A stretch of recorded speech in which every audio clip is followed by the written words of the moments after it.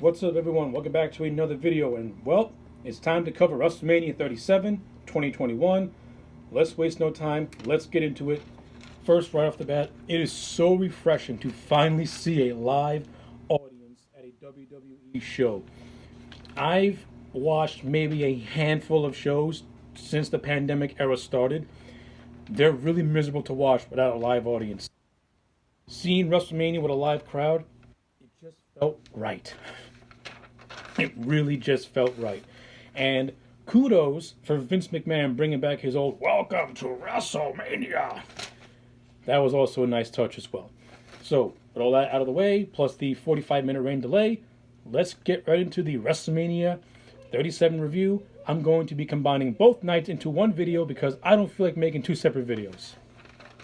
Alright, so let's kick it off with the night one portion of WrestleMania. First match up, WWE Championship. Bobby Lashley defends against Drew McIntyre. I thought this was a physical smash mouth type of a match. These two guys fought like two raging bulls. I thought this was a damn good opening matchup. Bobby Lashley looked like a dominant son of a bitch. Drew McIntyre looked like a valiant warrior. These two guys beat the shit out of one another, and the finish for this match I thought was fantastic, and it really put Bobby Lashley over as an absolute killer. I am not a big Bobby Lashley fan. I never really cared for him, but this latest run he's had for the last year, he's slowly been starting to win me over, and this match kind of solidified my stance on Bobby Lashley. I'm gonna now call myself a fan of the man. MVP has done a fantastic job at making me care about Bobby Lashley. And I'm very curious to see what's next for him in terms of a challenger and who's going to be the one to finally knock him off. Because if they book Lashley for the rest of his title run like this, he's probably going to go down as one of the better pandemic-era WWE champions. So yeah, opening match for WrestleMania really set the bar for night one in a perfect way. Now we get on to match number 2, which is a tag team turmoil match won by Tamina and Natalya. This match sucked ass. I thought it was stupid. The only memorable part was Mandy Rose becoming Shockmaster 2.0. Let's move on. Cesaro taking on Seth Rollins. I thought this was an actual really good, solid matchup. I thought Cesaro and Rollins had really good in-ring chemistry. This match did what it needed to do. It told a good story of Cesaro trying to win his very first singles WrestleMania matchup. And in the end, he did. Against a signature and established main event star in Rollins. This win, with Cesaro getting this win, could hopefully, potentially propel him as an eventual opponent for Roman Reigns at maybe a Money in the Bank or a SummerSlam. Not to win the belt, but as a fill-in challenger. If they book Cesaro for the rest, if they book Cesaro like I said, how they booked Lashley for his match, if they continue to book the Cesaro the way they did in this matchup, I can see Cesaro as a potential title challenger. Good showing by Cesaro. He brought his A game, as always. Not only that, this was just a physically stiff match also.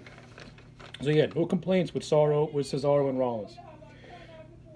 Match number 4 for the Raw Tag Team titles. The New Day taking on AJ Styles and Omos. I hate the New Day. I never liked the New Day. I found them to be extra annoyance on this particular night. And I just couldn't wait for Omos to just break the jaws of Kofi and Xavier just so I didn't have to hear them talk. Every time these two clowns talk, I mute my TV and I want to go deaf. They're not funny and I don't like them. AJ Styles did most of the work for this matchup. As always, AJ makes everything look good. But the one who really impressed was Omos. Omos came into the match in like the last 5 minutes. He looked like a beast. He did very little, but the little he did, it mattered, and it got him over in a big way. Styles and Omos ended up winning the tag team titles. I am okay with this. Did not mind it whatsoever. I thought Omos was booked to the best that he can be booked with the limited ring skills that he clearly has. Next match, steel cage between Braun Strowman and Shane McMahon. The whole premise of this match and feud is Braun Strowman being called stupid. This steel cage match was just complete and utter boringly garbage. Braun wins. Let's move on. Next match, Damian Priest and Bad Bunny taking on John Morrison and The Miz. This was a surprisingly fun match. Bad Bunny looked really good, and you can tell the man trained his ass off in preparation for this matchup. And that means that Bad Bunny really is a legit wrestling fan who respects and loves the business, because unlike other celebrities who just want a payday, Bad Bunny took the time to actually train himself to actually look like a professional wrestler. I give Bad Bunny a lot of credit. His selling was surprisingly good, and the execution of his moves were actually pretty crisp. And he actually gave Morrison a damn good-looking Canadian destroyer. And Damian Priest, yeah, you can tell that this company is really, really high on Damian Priest. He looked good in this match as well. I see Damian Priest winning a mid-card title by SummerSlam, and I see Damian Priest winning next year's Royal Rumble, and him potentially being the guy to take down Roman Reigns. If they book Damian Priest the way he's been booked so far, yeah, he's the guy. And if they screw it up, then this company is utterly useless in terms of booking new stars. Don't screw up Damian Priest. You have something with this man. The overall match itself, like I said, it was a lot of fun. Miz and Morrison helped make Bad Bunny look as good as they possibly could. Underrated guys, those two. And now we get on to the main event. Bianca Belair takes on Sasha Banks for the SmackDown Women's title. I thought this was a really good main event. This was a good closer to night one. These two put on the best match, put on a really good, solid matchup. It was physical. It did have moments of sloppiness. But in my opinion, the right person won with Bianca Belair. It's time to start pushing new talents in the women's division. You can only rely on Becky, Charlotte, and Bayley for so long until they start to lose their value. I don't care if Sasha has never won a WrestleMania main event match. The fact that she's even competed at multiple WrestleManias should be enough to satisfy the thirst. I don't care about nothing when regarding Sasha Banks. She's an established star. Believe it or not, she's a protected star. It's time to start pushing Bianca. It's time to start pushing the new blood. Bianca Belair getting the win, fantastic.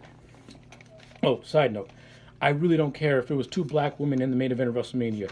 I want a good match. These two gave me a good match. The fact that they're black means is totally irrelevant to me. I don't care. Now we get on to night number 2, which was the weakest night of WrestleMania. Opening match for night 2 was Randy Orton and Bray Wyatt. Randy Orton beats Bray Wyatt in 6 minutes. The whole build up to this feud was absolute garbage. Bray Wyatt, earlier in the feud, was burned alive. He's off TV for like a couple of months. Comes back with a new look. Comes to WrestleMania, has a cool ass entrance, and then he gets bitched out by Randy Orton after Alexa Bliss distracts him. Bray Wyatt's WWE career is dead. I am going to make a video explaining why I feel Bray Wyatt should leave WWE. It's time for Bray Wyatt to leave this company. They clearly see no value in him. Randy Orton wins, and I don't give a shit. Next match for the women's tag team titles. Baszler and Jax take on Natalya and Tamina. This match was boring. It was boring. It was boring. It was boring.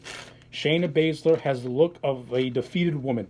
She's trying so hard to make the stuff with Nia Jax works, but you can tell that Shayna, she's fallen so far from the tree.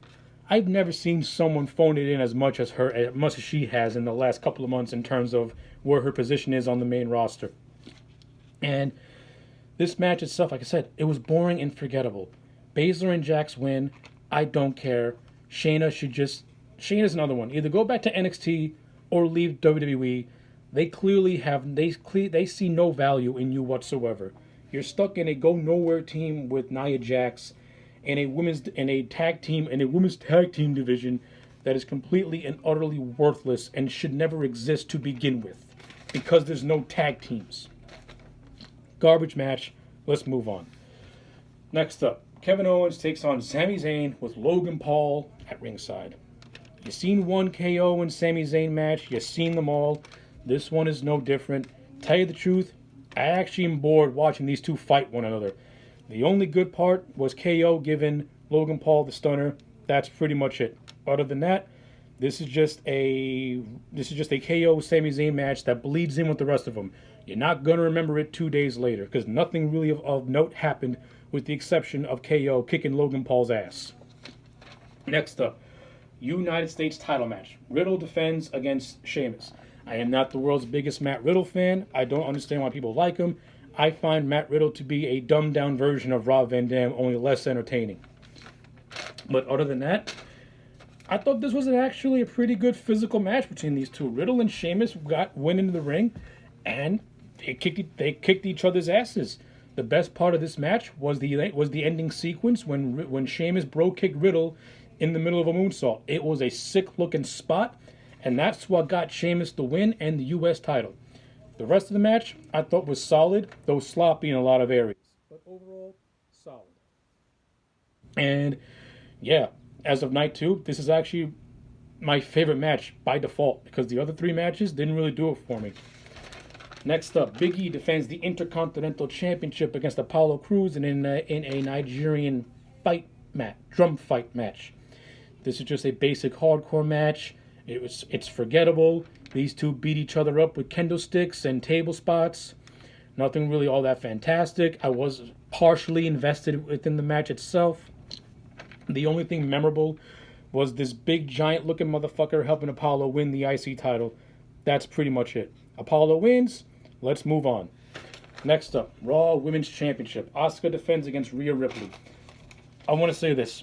Rhea Ripley came out to a live rendition of her theme song, and the band who played her theme were absolutely dreadful.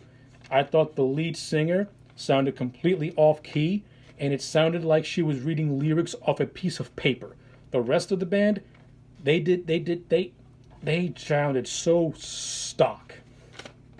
So yeah, I think this was one of the worst live band performances for a wrestler's theme song in WrestleMania. It was bad. Now, in terms of the match itself, I thought it was okay. Honestly, truthfully, I am not the world's biggest fan of either Asuka or Ripley. I thought these two don't have really good chemistry with one another. They're good wrestlers, but to me, they didn't gel, and this match just felt boring, and it felt like it took forever to end. Rhea Ripley gets the win. I mean, listen, it's cool that a new face is in the top spot, but the match itself, you're gonna forget it 2 days from now, to be honest with you. It was really nothing all that spectacular. And like I said, to me, I don't think Asuka and Ripley have good chemistry in the ring.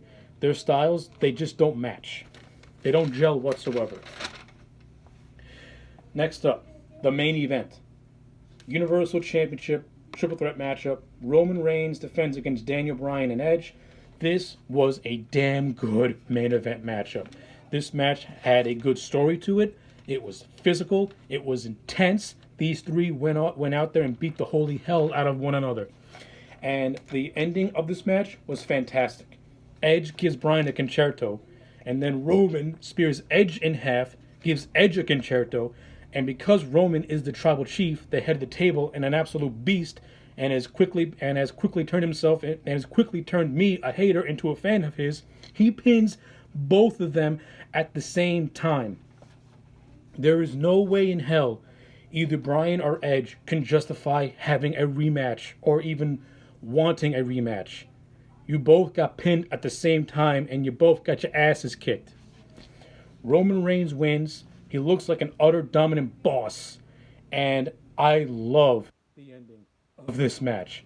Roman Reigns looks like $1,000,000. Bryan and Edge look like just two victims of the tribal chief and the face of the WWE. So yeah, I love this main event. I thought it was great. I liked it better than night 1, to be honest with you. So, as an overall, I'm going to give WrestleMania 37 a 6.5 out of 10. It's a middle-of-the-road show. It has some good things in it, but night number 2 really brought the quality way down. Though, to me, it's saved by an awesome main event and a very solid U.S. title match. So yeah, those are my overall thoughts on WrestleMania 37. Let me know your thoughts in the comment sections down below. Like this video and subscribe, and I will check you back next time for more.